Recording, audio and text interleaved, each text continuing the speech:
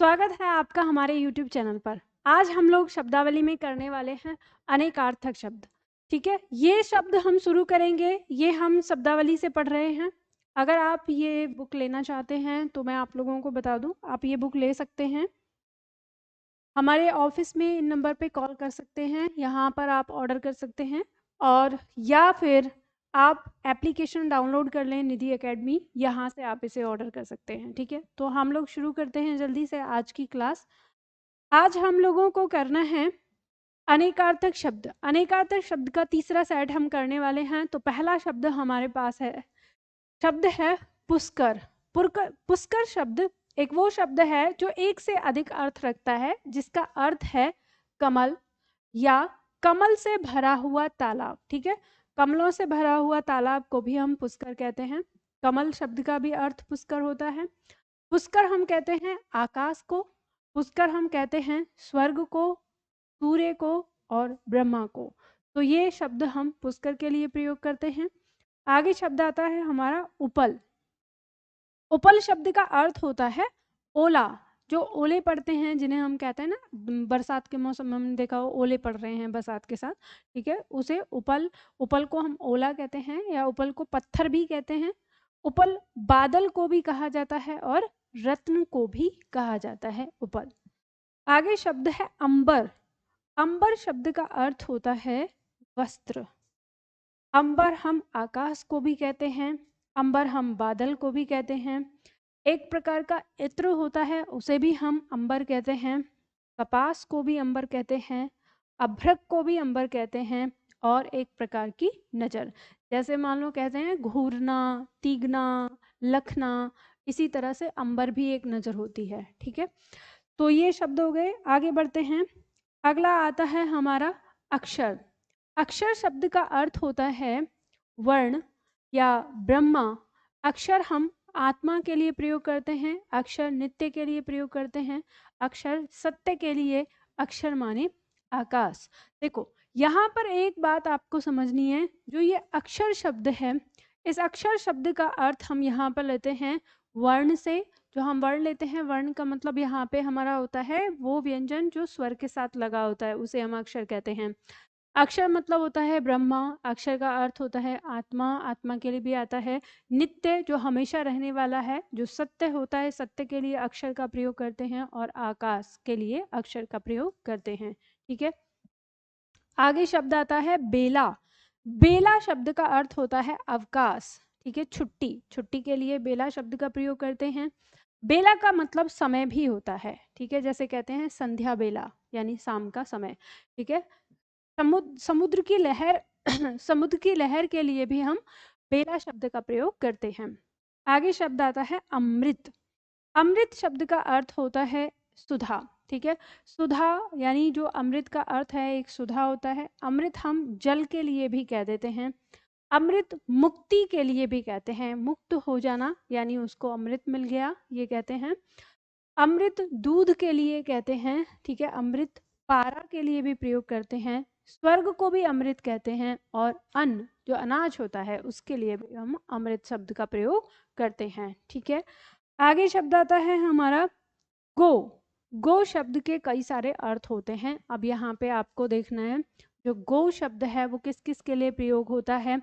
गाय के लिए होता है, नदी के लिए होता है, गो तारे के लिए प्रयोग करते हैं, आकाश के लिए करते हैं, पृथ्वी के लिए करते हैं, सरस्वती के लिए प्रयोग करते हैं, इंद्र के लिए प्रयोग करते हैं, इंद्र का वज्र यानी वाणी के लिए प्रयोग करते हैं, माता के लिए प्रयोग करते हैं गो, जल के लिए गौ का प्रयोग करते हैं, दिशा या सांड बैल के लिए हम प्रयोग करते हैं गौ का, चंद्रमा के लिए गौ शब्द का प्रयोग करते हैं, घोड़ा शब्द के लिए, घोड़ा के लिए हम गौ शब्द का प्रयोग करते हैं, स्वर्ग के लिए गौ का प्रयोग करते हैं, और आँख के लिए भी गौ का प्रयोग करते हैं। तो ये इतने सारे शब्द आते हैं, इतने सारे शब्दों का अर्थ होता है, मतलब इतने सारे शब्दों के लिए हम गौ कहते हैं। तो हम ये कह सकते हैं कि ये जो गौ शब्द है, इस गौ शब्द का इतने सारे अर्थ होते हैं।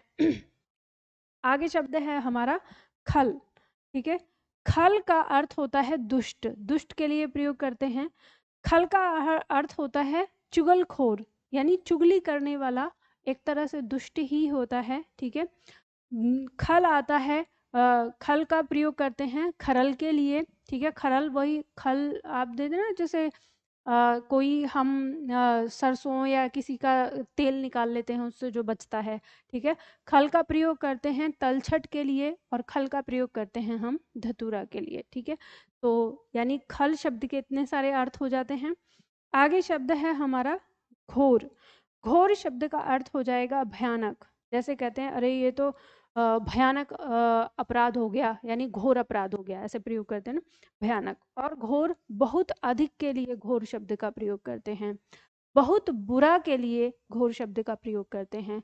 और जो घना होता है, घना एक साथ जो होता है, उसे घोर का प्रयोग करते हैं उसके लिए, ठीक है। तो घोर शब्द के इतने अर्थ हो जाते हैं। आगे शब्द आता है हमारा अक्ष। अक्ष, अक्ष शब्द का अर्थ होता है चौसर का पासा, ठीक है। अक्ष का अर्थ है एक चौसर का पासा। अक्ष हम धुरी के लिए प्रयोग करते हैं, अक्ष हम आंख के लिए प्रयोग करते हैं, अक्ष कील के लिए, जैसे कील ठोकी जाती है दीवार में उसके लिए, और अक्ष का प्रयोग हम रथ के लिए कर देते हैं। रक्ष में रथ के अंदर अक्ष होता है, ठीक है। आगे शब्द है हमारा अज। अज का अर्थ होता है जिसका जन्म न हो, ठीक है। ज माने जन्मा, अ माने नहीं, जो जन्मा नहीं है, ठीक है। तो जिसका जन्म ना हो अर्थात ईश्वर के लिए अज का प्रयोग कर देते हैं। अज का अर्थ ब्रह्मा के लिए किया जाता है। अज बकरा के लिए संस्कृत में बोला जाता है, ठीक है। अज का मतलब मतलब बकरा का संस्कृत रूप अज होता है। अज एक राशि का नाम है, ठीक है, राशि के लिए अज कह देते हैं। और मेष, मेष के लिए भी, यानी मेष मतलब मेष के लिए अज शब्द का प्रयोग करते हैं। आगे शब्द आता है कलुष। कलुष, कलुष का अर्थ हो जाएगा कलंक, कलंक। और कलुष का अर्थ हो जाता है अपवित्रता, और कलुष का अर्थ हो जाता है गंदगी, और कलुष का अर्थ हो जाता है पाप, ठीक है। तो कलुष के अर्थ हो जाते हैं। आगे आता है हमारा तीक्ष्ण। शब्द है तीक्ष्ण। तीक्ष्ण का क्या अर्थ होता है?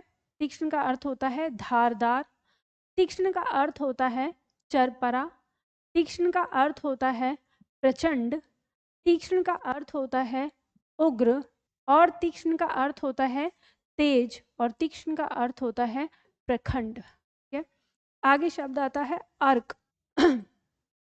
अर्क शब्द का प्रयोग करते हैं, यानी अर्क कहते हैं सूर्य के लिए, ठीक है। अर्क मदार का पौधा होता है, उसके लिए अर्क शब्द का प्रयोग कर देते हैं। अर्क इंद्र के लिए कहा जाता है, अर्क स्फटिक के लिए कह दिया जाता है, और अर्क काढ़ा यानी किसी चीज का जूस, रस जो होता है उसके लिए अर्क कह देते हैं, ठीक है। आगे शब्द है इड़ा। इड़ा शब्द का प्रयोग किस किस के लिए होता है? इड़ा शब्द का प्रयोग होता है पृथ्वी के लिए, ठीक है। इड़ा गाय के लिए प्रयोग करते हैं, इड़ा वाणी के लिए प्रयोग करते हैं। और जब वाणी के लिए प्रयोग होता है ना, तो वाणी सरस्वती के लिए कहते हैं, तो सरस्वती के लिए भी इड़ा शब्द का प्रयोग हो जाता है। स्तुति के लिए इड़ा का प्रयोग करते हैं, अन्न के लिए इड़ा कहते हैं, ठीक है। स्वर्ण के लिए, स्वर्ण मतलब सोना, सोने के लिए इड़ा का प्रयोग कर देते हैं। दुर्गा, दुर्गा के लिए इड़ा शब्द का प्रयोग कर देते हैं। और नाड़ी विशेष, एक इड़ा नाम की एक नाड़ी होती है, उसके लिए भी यानी इड़ा का प्रयोग कर देते हैं, ठीक है। आगे शब्द आता है हमारा जन।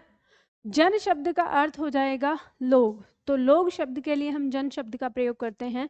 प्रजा के लिए जन कहते हैं, गवार के लिए जन कह देते हैं, अनुचर के लिए जन कह देते हैं, समूह के लिए जन कह देते हैं, भवन के लिए जन का प्रयोग कर देते हैं। मजदूरी के लिए भी जन शब्द का प्रयोग किया जाता है, और 7 लोकों में से एक लोक का नाम है जन, ठीक है। आगे शब्द आता है जोड़। जोड़ शब्द का प्रयोग हम किस किस के लिए करते हैं? तो योग, योग के लिए हम जोड़ का प्रयोग कर देते हैं। मेल के लिए जोड़ का प्रयोग करते हैं, गांठ शब्द के लिए जोड़ का प्रयोग करते हैं। वह टुकड़ा जो किसी में जोड़ा जाए, ठीक है। तो जैसे कोई किसी चीज में हमने किसी टुकड़े को जोड़ा है, तो उसको भी कहते हैं ये इसका जोड़ है, ठीक है। और बराबरी के लिए कहते हैं इसका कोई जोड़ नहीं, बराबरी शब्द के लिए। छल के लिए जोड़ का प्रयोग करते हैं, और दाव के लिए जोड़ शब्द का प्रयोग कर देते हैं। तो जोड़ शब्द के इतने सारे अर्थ हो जाते हैं। आगे शब्द आता है हमारा अर्थ। अर्थ शब्द का ही अर्थ क्या होता है? अर्थ शब्द का एक अर्थ होता है अभिप्राय, एक अर्थ होता है प्रयोजन, एक अर्थ होता है काम, एक अर्थ होता है मामला, एक अर्थ होता है इच्छा, एक अर्थ होता है हेतु यानी उद्देश्य, एक अर्थ होता है धन संपत्ति। धन संपत्ति के लिए हम अर्थ शब्द का प्रयोग करते हैं। इंद्रियों के विषय, इंद्रियों के विषय के लिए हम इसका प्रयोग करते हैं अर्थ का, जिसमें शब्द, स्पर्श, रस, रूप, गंध आदि आता है। ठीक है, इंद्रियों के विषय मतलब ये वही है। आगे शब्द आता है उपयोग। उपयोग के लिए हम अर्थ शब्द का प्रयोग कर देते हैं और मूल्य के लिए हम अर्थ शब्द का प्रयोग कर देते हैं। आगे शब्द आता है तम। तम शब्द का अर्थ हो जाता है अंधकार।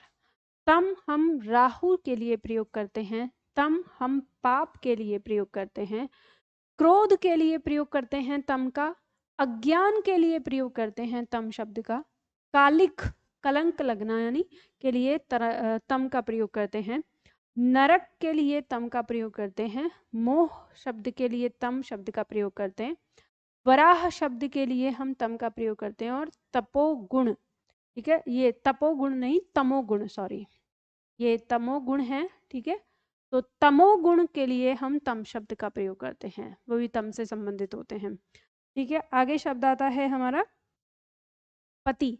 पति शब्द का प्रयोग हम किस किस के लिए करते हैं? ईश्वर के लिए पति करते हैं, पति का प्रयोग करते हैं। ठीक है, प्रतिष्ठा के लिए पति, जैसे कहते हैं अरे वह तो लखपति है ना, करोड़पति, तो प्रतिष्ठा इसमें जुड़ी होती है। स्वामी के लिए हम पति का प्रयोग करते हैं, दूल्हा के लिए पति का प्रयोग करते हैं, मर्यादा के लिए हम पति शब्द का प्रयोग करते हैं, राजा के लिए जैसे अधिपति कहते हैं, वह तो अधिपति है मतलब राजा है। ठीक है, स्त्री का विवाहित पुरुष, ठीक है, जिस स्त्री मतलब जिस पुरुष से स्त्री का विवाह हुआ है तो वो स्त्री का क्या होता है? पति हो जाता है। ठीक है, तो पति शब्द के इतने अर्थ आते हैं। फिर शब्द आता है पर। पर शब्द का अर्थ होता है, पर का अर्थ होता है दूसरा, पर का अर्थ होता है ऊपर। ठीक है, पर का अर्थ होता है किंतु से आता है, पर का अर्थ होता है पंख से भी। ठीक है, पर का अर्थ होता है पीछे का और दूर का। ठीक है, पर प्रवृत्त को कहते हैं, पर परस्पर के लिए प्रयोग कर देते हैं, और श्रेष्ठ के लिए पर शब्द का प्रयोग कर देते हैं। ठीक है, बल, अगला शब्द है बल। बल का प्रयोग हम करते हैं पार्श्व शब्द के लिए, बल हम प्रयोग करते हैं शक्ति के लिए, बल प्रयोग करते हैं सेना के लिए, बल प्रयोग करते हैं सहारा के लिए। ठीक है, बल प्रयोग करते हैं चक्कर के लिए, बल प्रयोग करते हैं मरोड़ के लिए। कहते हैं ना उसमें बल पड़ गए हैं, मतलब मरोड़ चक्कर पड़ गए हैं, मुड़ जाना। बल प्रयोग करते हैं सिकुड़ना के लिए। ठीक है, तो बल शब्द का प्रयोग इन सारे शब्दों के लिए हम करते हैं। आगे शब्द आता है हमारा रसाल। तो रसाल शब्द रसाल शब्द हमारा दिया है, तो रसाल शब्द हम प्रयोग करते हैं स्वादिष्ट के लिए। रसाल शब्द का अर्थ हो जाता है मनोहर, यानी मनोहर के लिए हम रसाल शब्द का प्रयोग कर लेते हैं। रसाल शब्द का प्रयोग करते हैं हम आम के लिए, रसाल का प्रयोग करते हैं हम ईख के लिए, रसाल का प्रयोग करते हैं रसीला, जो रसीला होता है जिसमें रस होता है यानी रस युक्त चीज के लिए, और कोई मीठी चीज हो मीठा के लिए हम रसाल शब्द का प्रयोग करते हैं। आगे शब्द आता है लक्ष्य। तो लक्ष्य शब्द का प्रयोग करते हैं हम वह जिसका अनुमान किया जाए, उसके लिए हम लक्ष्य का प्रयोग करते हैं। उद्देश्य शब्द के लिए हम लक्ष्य का प्रयोग करते हैं, निशाना शब्द के लिए लक्ष्य का प्रयोग करते हैं, और लक्षणार्थ जो लक्षणों के लिए किया गया उस शब्द के लिए हम लक्ष्य शब्द का प्रयोग करते हैं। ठीक है, तो यहाँ पर हमें अनेक शब्दों के लिए एक शब्द देखा, इसी तरह से हम एक एक करके सारे शब्दों को याद करेंगे। तो आज के लिए इतना ही, फिर मिलते हैं अगले वीडियो में अगले सेट के साथ।